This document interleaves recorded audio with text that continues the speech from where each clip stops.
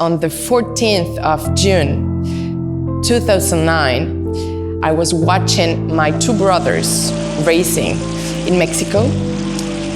My brother, Carlos Pardo, was leading the race in the first position, and the person behind just hit him, and he crashed, and he died in front of me.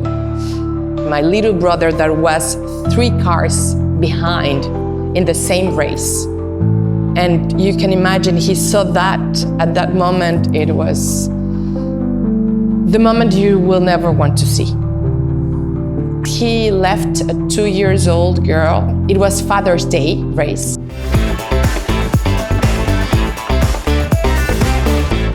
Welcome to YanaTV, where we have our authentic conversations with impactful and conscious people of Asia. We all love Formula One that comes to Singapore now very often. And what do we love about it? The racing and people coming from all over the world. And today with me in the studio, I have a woman who is super passionate about driving fast cars. And she comes from a family of a professional race drivers. And I'm so thrilled and happy to welcome Marta Pardo with us in the studio. So besides driving cars, she's also a master of ceremony in 3 languages, an accomplished author, executive coach, and sought-after world speaker who is currently leading a Spanish Association of Professional Speakers. However, today, what I really want to talk with Marta about is her personal story that shaped her to be the woman she is. And she has a really fascinating story from managing a lot of people, nearly 100 at the age of 16, and then spending 30 years in the career and as executive leader, and now traveling around the world and helping organizations to really empower their people, and especially being an example of a leader that's able to do this through difficult times and through turbulent times, the times that are really changing. So please tell me what happened one day when you were at the racetrack. Yeah, on the 14th of June 2009, I was watching the race like every weekend, and at this moment I was watching my 2 brothers racing in Mexico. And at the last lap, at the last moment, I was already saying, yes, he won, because it was the last lap. And in the straight right last curve, my brother, Carlos Pardo, was leading the race in the first position. And the person behind just hit him, and he crashed, and he died in front of me, in front of my father. I was watching actually this through the internet. I was living in Paris. My brothers were racing in Mexico. And from the moment I was saying he won, and 2 seconds after, actually he left. You cannot imagine that moment. For me was like, what happened? What's going on? I start screaming, and 5 minutes after, my little brother that was 3 cars behind in the same race just passed more than 250 kilometers. And you can imagine he saw that at that moment. It was the moment you will never want to see. I'm so sorry, first of all, that your family had to go through this. I mean, I can't even imagine just the impact on everyone and the state of shock that everyone was. What happened then? First of all, of course, you are going through all this process of trauma, not just because of him leaving you or leaving your family or leaving the world, but because he left a 2-year-old girl, little girl, that was at that moment in the race. It was Father's Day race. Everything went wrong. For me, it's important to say that you need to keep driving, but you don't know that you need to keep driving until something like this happen. And then you need to say, okay, you need to move yourself. You need to show that you can do it, because also for this little girl, You need to prove that even your dad is not here with you or my brother is not here with me. Life continues. I was leading a hospitality industry at that moment, and I have a team to drive. I have actually a new, I will say, renovation in the hotel. So I was thinking I need to go through this because of them as well. Also because of me, because at the end, I was crying every single Sunday at home, because you need to It's the day off probably you had. So this is when the emotions would come in, because all other 7 days you had to keep it together. Exactly. You are all the time strong. You need to show up. And for the people, you need to keep driving and keep smiling. As leaders, we have our moments. We have this unconscious mindset that tells you that you are bad and you're crying inside, but outside, clients cannot see that. I was working for Disney, so Disney, we always said, you need to go on stage and keep smiling. Show must go on. And that's one of my things that I always keep in mind when something happened to me. It's like, show must go on, even though deeply you are very bad. So you can imagine from the moment of the accident, I have to take my plane, book my flight to go to Mexico because I was in Paris, take care of my parents that were in Spain. At the next day, I had to work. So I called my boss and I said at 6 o'clock in the morning, driving to my airport, you know what, this happened to me.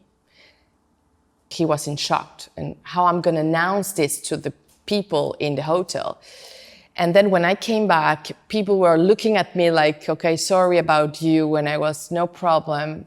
I'm going to fight for him. I'm going to fight for my little girl, nephew, that she was not asking that just his dad just passed away, And I think it's one of the reasons that keep me driving all the way along. I have a child as well that was in the room sleeping. He's going to have 4 years old.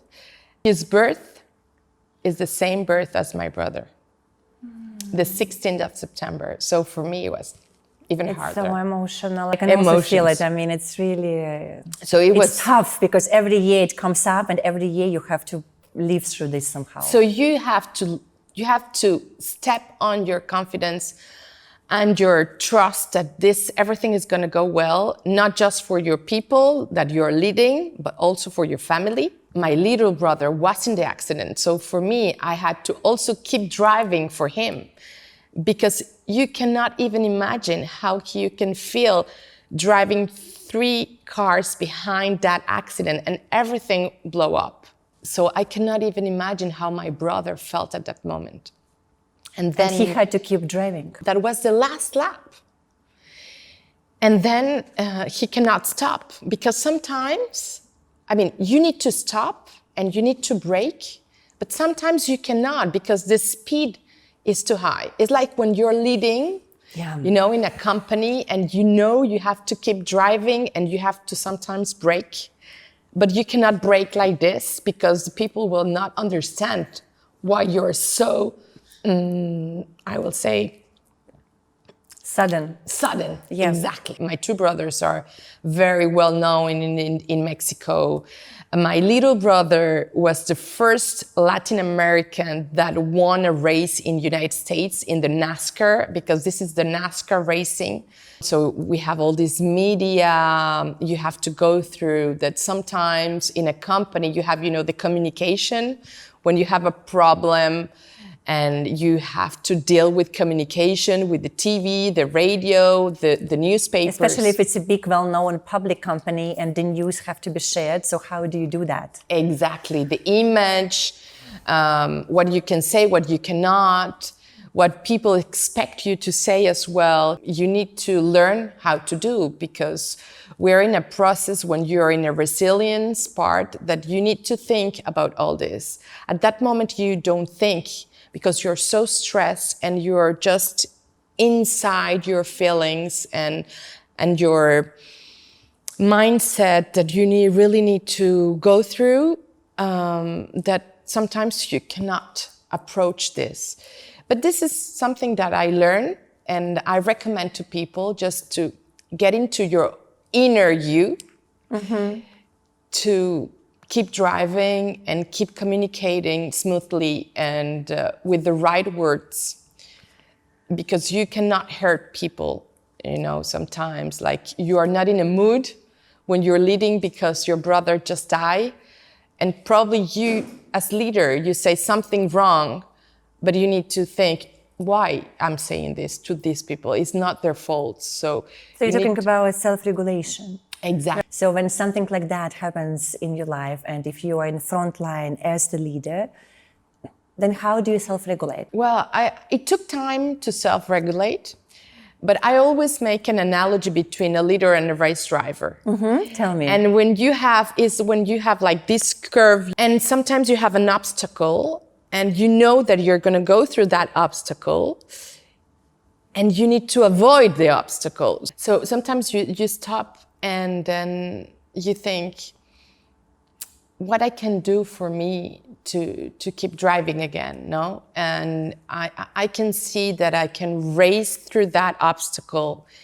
And you have sometimes different ways to go through the obstacle. So you have to think very quickly. You have like just straight 2 seconds sometimes of how I go through.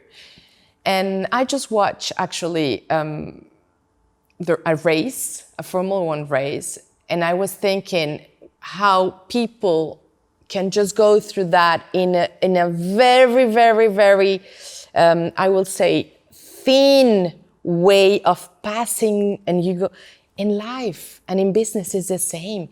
You really need to be smooth, at the same time to be fast, at the same time to be thinking about you, because the race takes 1 hour, 2 hours, depending on the races that you're having. Sometimes I even race a rally, you know, off-road. So it took me 9 days, you know, I don't know if you know the Paris-Dakar rally for women. Yes, I heard about it, yes. So it was the whole day. So you need to think, okay, I have to go through this the whole day. It's like when you are at work, it's the whole day. You spend more than 8-10 hours at work. So I always rely to business, life, racing. Yeah, because they're all very connected. And I do find, especially for the race drivers, the pressure that you have there, right? I mean, very similar to what leaders have in the companies or founders or entrepreneurs. So what you said, you have to make decisions very quickly, the split second.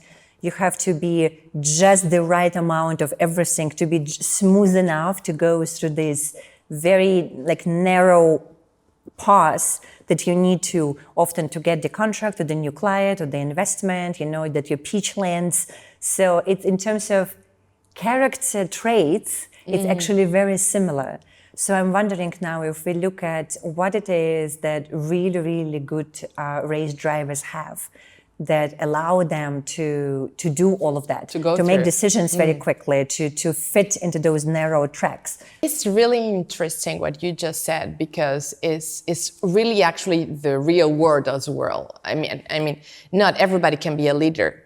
Even though sometimes you learn how to lead, race drivers, when you are in that type of performance, you need to be also a performer when you're leading a company, because pressure, being under pressure constantly requires you to be a person that knows that after that moment, that race or that company stress, a crisis, whatever it is, you need to just release your pressure as well.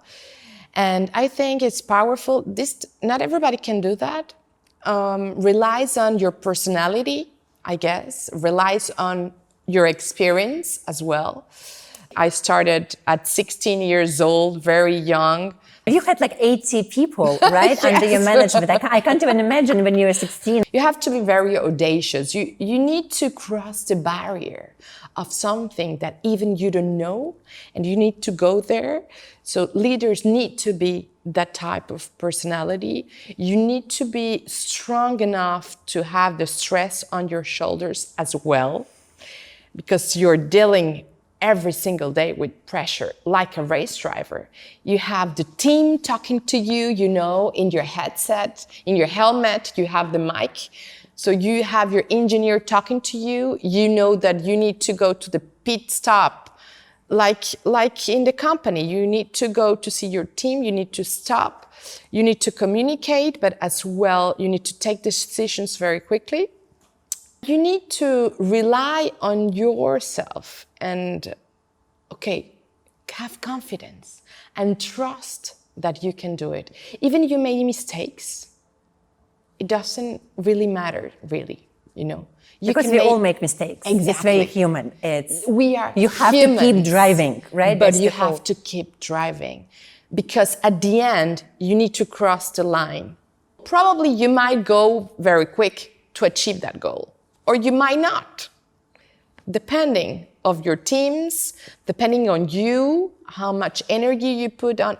I always talk about engines because I wrote a book that is called On the Road to Motivation. Mm-hmm. And actually I create a method that is called the P-Road method. It's based on the different type of engines that we have in a company, like in life, you know. We have the turbo. I'm a turbo. Well, you clearly turbo. I wonder what kind of engine I am now that you're saying it. Well, you have the diesel, you have the electric, the hybrid right now, you know, with after pandemic, that you have people working at home and people working, you know, on stage, on the real compensation. That's probably me, the hybrid. Hybrid.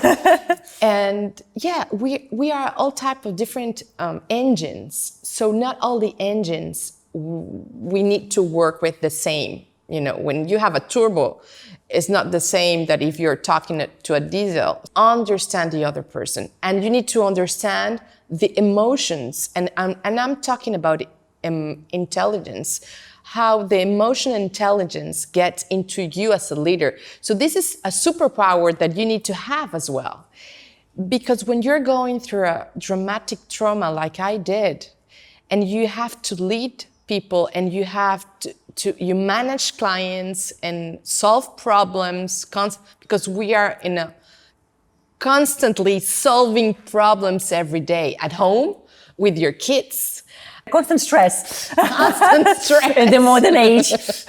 When I was 16, I was not a mom. I was a little young girl that had to deal suddenly, overnight. I was just thrown into that. And I have to deal not just with, I became the head of my family, but I also became the head of the company.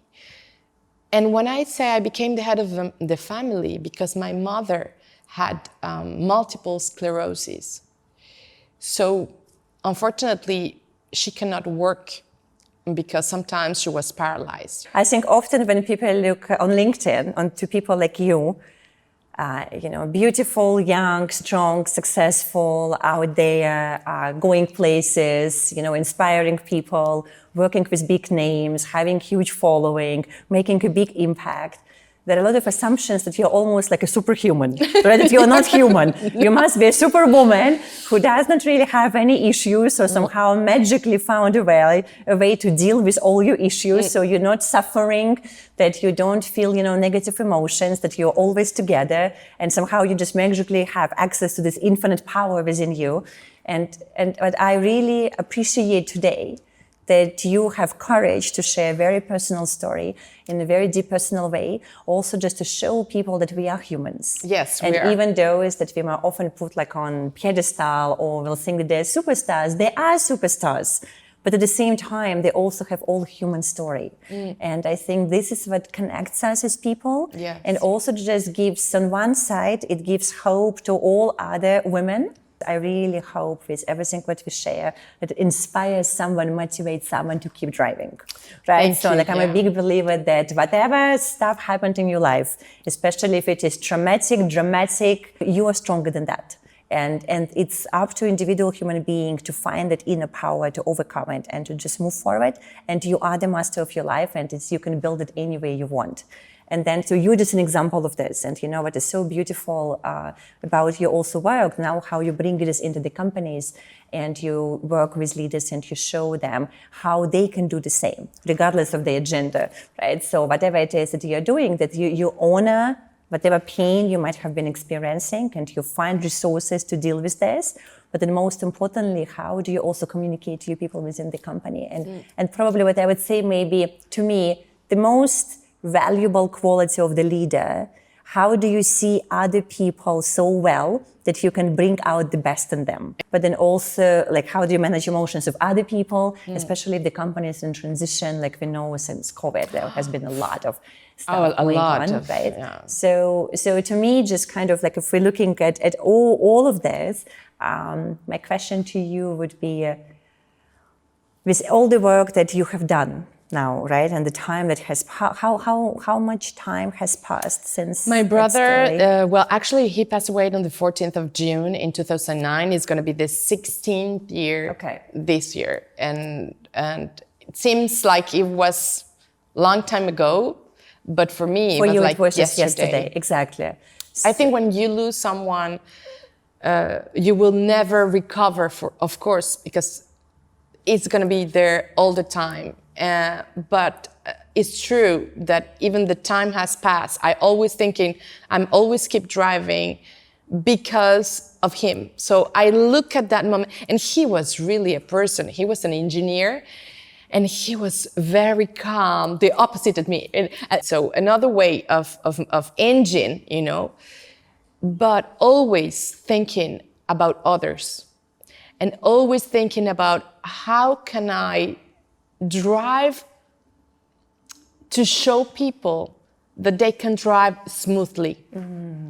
And for me, that message, I always say, this message for me is my superpower to transform. You were talking about transformation and transformative right now change, because we're changing all the time since COVID.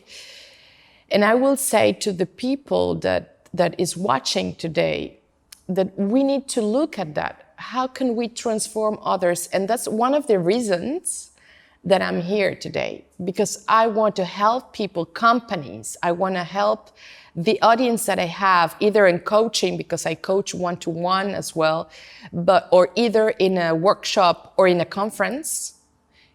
If my stories can help you to lead with a different perspective, a different view of emotional intelligence, think about you're dealing with humans. And that's what my brothers say always. I don't care if they say I'm the best one. What I want to do is always I want to drive with someone that is better than me, to look what they are doing and to continue improving. And this is the same. Emotionally, you need to look at others to see what they can offer you to be better yourself. And I think when you're a leader, I say always lead by example. And if you're that example, I think then you make your own life the best life you can ever have. Thank you so much, Marta. Thank you. That was Marta Pardo on YanaTV sharing an incredibly deep, vulnerable story. And I'm just so excited also to hear from you guys and girls, men and women in your leadership story, what it is that actually helps you to keep driving. So that would be really interesting to read in the comments. And I'm going to be seeing you next time with another guest.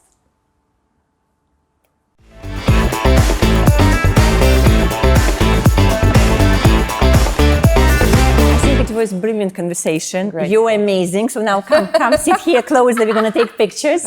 Okay, so picture time.